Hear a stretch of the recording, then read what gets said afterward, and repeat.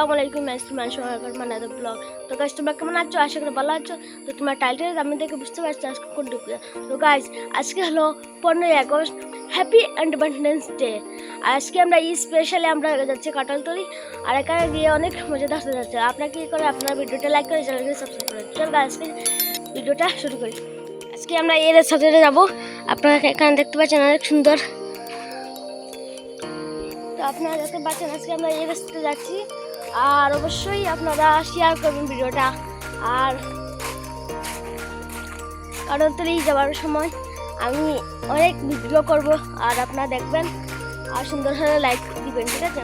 আপনারা দেখতে পাচ্ছেন এখানে গ্রামটা অনেক সুন্দর, আর ভিডিওটি অবশ্যই লাইক করবেন।